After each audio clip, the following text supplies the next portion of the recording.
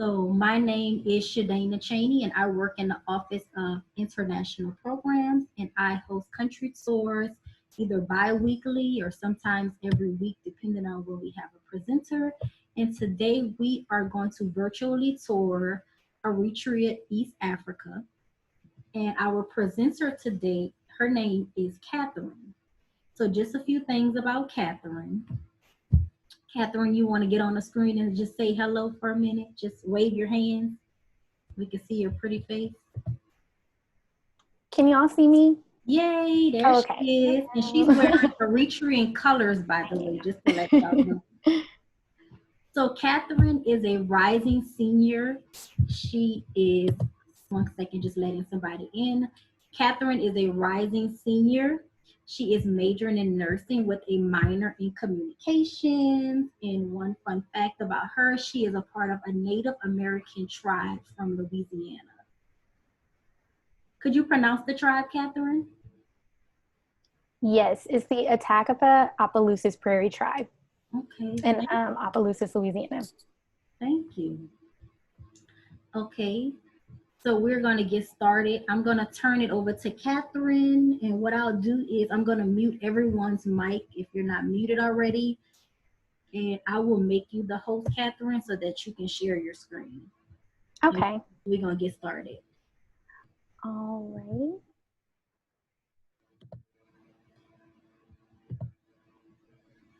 So you are now the host, and I'm going to mute my screen. Okay. Let me share my screen.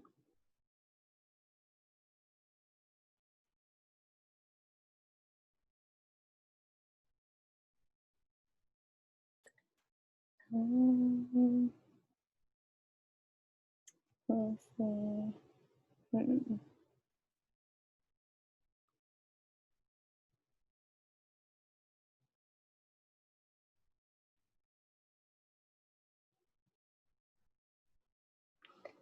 Okay.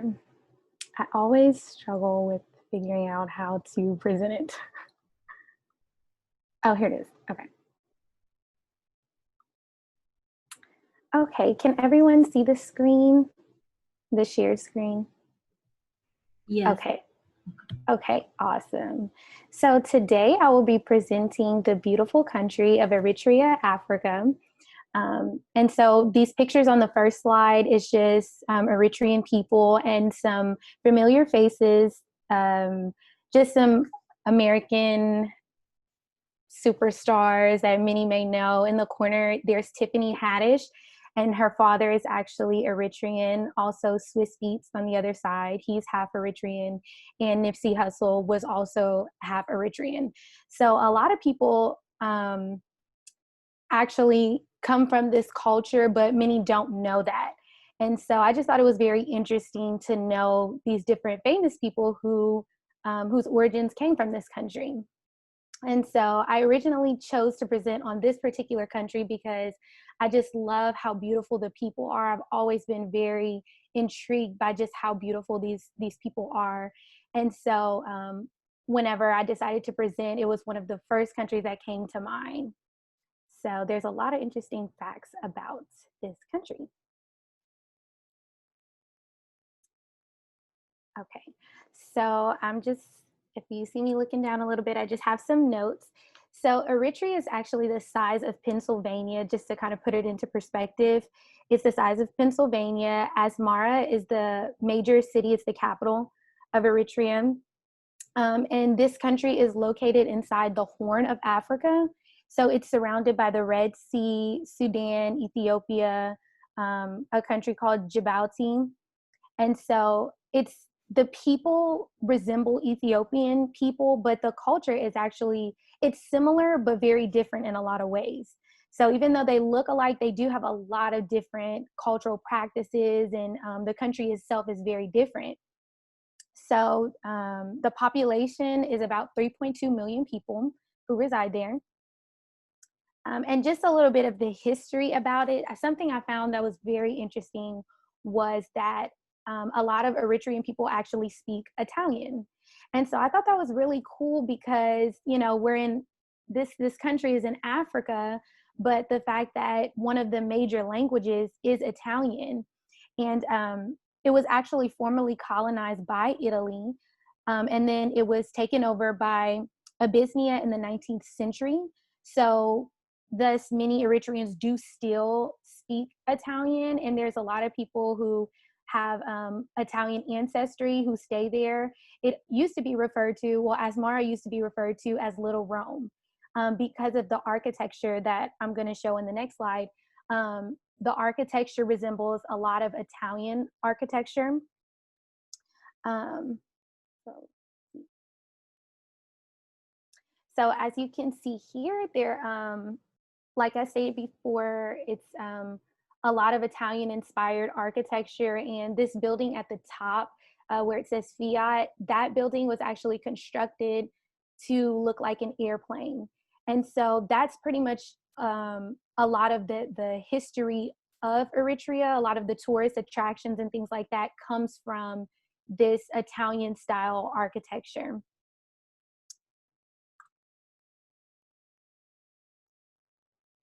So moving right along. So some of the dishes that I found that was very prominent in this country, the first thing being zigni, which is right in the middle. It's a beef stew. And so this is a traditional meal. You may find it at even in America or, different places that sell Eritrean food. Most places will serve this because it's so prominent in their culture. Injera, which is a flatbread. And it's in that picture there off to the side in that same picture with the zigni. And it's similar to a thin, fluffy pancake, and it's eaten with zigni. And it's made out of teff or sorghum flour. It's a naturally gluten-free, and it's very light on the stomach. So they normally eat that with the zigni and really with a lot of their meals. And next, there is the Alicia Burson. I hope I'm pronouncing that correctly, but it's basically a lentil curry. And so lentils are very popular in Eritrea and in a lot of Eritrean dishes. They do cook with a lot of lentils. Next is gate, which is at the bottom. It kind of looks like mashed potatoes and gravy, but it's not. It's actually more like oatmeal. It's considered like a porridge, and it's made using coarsely ground cornmeal. And so it's a sweet dish, so it's eaten for breakfast and things like that. And then at the top is suwa and mes, and they are famous alcoholic beverages. It's fermented millets and various grains, and mes is sweetened. It's a sweetened honey alcoholic drink. And also, I wanted to make sure to include coffee because coffee is very big in Eritrea.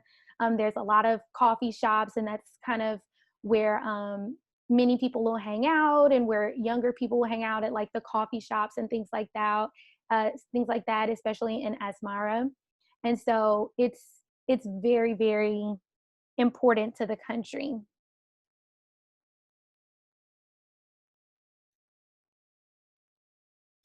So the next thing I wanted to make sure that I touched on was the weddings and the different religions and the weddings of this culture, because they are so beautiful, and just the clothing and the traditions of it, it's very beautiful. The country is actually divided between Christians and Muslims, and for Christianity, they have the Orthodox, Roman Catholic, and Lutheran religions. And so those are the most prominent religions throughout the country. And so for this slide, I'm just focusing on the Christian weddings because they do have separate traditions according to the Muslim marriages and the Christian marriages. But since most of the country is Christian, I decided to focus on that. And Christian weddings can take, they normally do take 2 days in total. So it's a very big occasion, and it's a lot that goes into it. But most of the weddings occur in January because that's a time where the harvesting hasn't really began yet, and so people have more time in January to actually get married. So on the first day of the matrimonial service in the church, after, okay, I'm sorry, wait. My notes are a little confusing me. Yes, so after the first day, there is a matrimonial service in the church. That's on the first day. And then the family of the groom will host the guests in their home. And the following day, the family members and guests, they wear their traditional attire, and they're hosted by the bride's family at the wedding party. So each family has their opportunity to be able to celebrate the couple and give to their family members. Next, so on the first day, back to the first day, the groom will go over to the bride's house, and he'll actually bring her to the church service. So they do, I know in a lot of traditional American weddings, like on the day of the wedding, the groom normally doesn't see the bride, but that's not the case in Eritrean traditions. The groom will actually bring the bride to the church. And there they exchange different gifts. And after the ceremony and at the reception, the couple must sing two traditional songs. And those traditional songs is called Owelo. It's a song in honor of the family members whose names are specifically mentioned by the singer. So as they're singing and they're dancing, they're actually mentioning those family members' name down the list. And the next one is called Masi. It's in honor of the woman who prepared the traditional food for the wedding. So it's basically, just giving honor to those who have helped put on the wedding and to help celebrate them. And so even just outside of weddings, the traditional attire for women, and they also do wear them at weddings, but also at other traditional events. The woman in the middle, her dress is most closely related to it. It's called a Habisha Kimi. And so if you can see the woman with the colorful pattern right down the center of her dress, that's mostly how they look. And on the first slide, the women had them on as well. And so women often wear braided hairstyles called albaso. So yes, most of them will have it kind of, I should have included a picture, but it's partly braided in the front, and then they'll have their curls out in the back. And brides also wear elegant white gowns made from fabrics with trimmings of gold or red. So as you can see in the pictures, they also have accents of deep green, bright blues, or rich blacks. And the groom's attire, it can be a Western suit. So you may see the groom in just a regular suit, or it'll be a long coat with pants in the same cloth. So like at the bottom, how he's wearing the white garment at the top, and then the matching pants. So it's typically that's pretty much what they wear on traditional occasions and during the wedding and things like that. So yes. So those were just the things that I wanted to mainly focus on when I was looking up the country. It's not a huge country, but those were some really important aspects I wanted to make sure to bring out, because it's the heart of who they are, their wedding traditions, their foods, just knowing their Italian background and things like that. I wanted to make sure to bring those out. And so I know it's kind of short, but like I said, those are just the main points that intrigued me. And I think if you know those things, I think you have a good foundation. If ever you want to travel to Eritrea, you have a good foundation of what it's like. So that is all I have. Thank you so much, Catherine. Could we give her a virtual hand clap? You did a great job. Yeah. Now I'm going to open it up for questions. Do anybody have any questions for Catherine? I have one. Go ahead. Uh, Catherine, hey Catherine, I think you mentioned after Italy, there was another country that colonized Eritrea, but I didn't catch who that was, which country that was. So it was Abyssinia, and it was in the 19th century that they took over from Italy. Okay, I'm just not familiar, I guess, with where that is, so maybe I'll just look it up. Yes, I would have to as well. I didn't look it up extensively, but yeah, it said the country of Bosnia. I guess I do have a question or comment. I know that you mentioned Eritrea and Ethiopia, the people looking similar, but you were saying that the culture is very different. I have a lot of friends from Ethiopia and I've studied it like just a little bit, but I know that they were one country at one time until they separated. So I heard that like the culture and the languages are somewhat the same and they also eat the same food. Yes, so they do have a lot of aspects about them that are very similar. But for example, like how Eritrea has a really rich history of Italian and Italy. It has a lot of Italian influences that are still there, and Mm-hmm. so I think that's what kind of makes it very unique Mm-hmm. from that. But they do, like, especially the clothing, a lot of the clothing will be very similar, and even as you said, like some of the food will be very similar. But I think, well, for myself, I know before I even knew what Eritrea was, I would automatically assume, because Ethiopians have very distinct features, so I would automatically assume when I saw people with those features that they were Ethiopian, not having knowledge of Eritrea, and seeing that they could be a completely different kind of people. So it was very enlightening to me. Mm-hmm. Okay.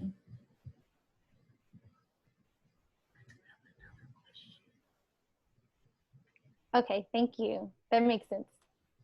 Um, I had a question, Catherine, about the colorful food dish that you showed. Were those spices on the top, or what were the different colors on the top of the dish? The one dish, the beef and other items in it.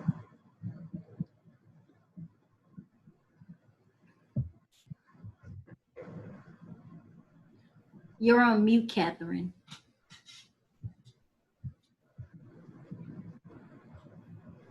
Okay. So you're referring to the dish. It's called zigni and it's the beef stew. Yes. So they do eat different vegetables as well with it. So it could be spices, vegetables, along with the beef stew, and also that bread as well, that special flatbread that they eat with a lot of meals. And lentils. I see lentils in there as well. Do we have any more questions?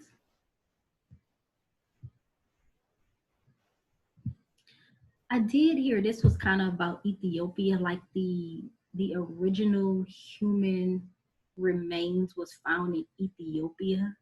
And since I know that Ethiopia and Eritrea used to be one country, I'm wondering, did you find that in your research? You said about the original human, what was it? Like the original remains, like the first humans on Earth, supposedly their remains were found in Ethiopia. That was on PBS. Like a lot of historians did the research and they all went back to Ethiopia. And supposedly Ethiopia was one of the only countries in Africa that was never colonized. So I thought that was very interesting. That So is sounds interesting. like a No, guy. I didn't. I guess I was looking for. I was focusing the research so much on Eritrea that I didn't. I was looking for those kinds of things to stand out. But what I should have did was kind of tap into the Ethiopian history to get some of those facts. But no, I didn't see that. That's very interesting, and I definitely want to go back and read on that. Yeah, but very interesting. But you did a great job. Do we have any more questions? Hello, this is Evie Myers, and I just wanted to tell you that you did a really great job, and I really appreciate it. And I wanted to let you all know that we do have people on our campus that are from that country, so maybe someday it might be good for us to get them to come on too, so they can tell us even more about that country. I see Nathan Mitchell put something in the chat. He shared, science confirms how we all descended. Nathan, did you want to share anything? I'm not trying to put you on spot, but I think this is interesting what you just shared. So to kind of add to what you're saying, the remains that they found were from the first woman per se that they're calling a mitochondrial Eve. Basically, they can tie almost every woman currently on the planet back to this one ancestor. BuzzFeed did a really good video about it too. And they were found in Ethiopia, the remains. So almost every human is descended from this one woman. That's Which is very kind of cool. interesting. And I also thought it was very interesting that Ethiopia was the only country that was never colonized. So interesting. So this was wonderful. If anybody on the call is interested in being a presenter, please let me know. You don't have to have toured that country, but you can, if it's a country that you're interested in and you want to do more research, and as you learn, you want to teach other people, you can definitely be a presenter. I will put my email address in the chat box. If you are a faculty or staff member, you are also welcome to doing presentations. And also, if you are a student and you become a presenter, we have a really good gift for you. Trust me, it is a gift you do not want to miss out on. So I see we have Devontae on the call, Praise, Benson, Sarah, Louise, I hope I'm pronouncing that right, and Portrait. So if you're interested, please let me know. My name is Shadana Cheney. I just put my email in the chat box. And we really want to thank Catherine for her wonderful presentation, for educating us all. I've definitely been learning a lot over these past several weeks. All of these tours are really informative. You know, with the current situation going on right now, we're not able to travel, and the university has a ban until August, but we're able to go to different places virtually, and we're able to learn about different cultures and things. So I think that's truly a blessing. And so once again, my name is Shadana. Thank you for attending. And if you're interested in being a presenter, please, please, please email me. Staff and students and faculty are welcome. So just let me know, and I hope you all enjoy the rest of your Monday. So you all have a blessed day. Bye-bye.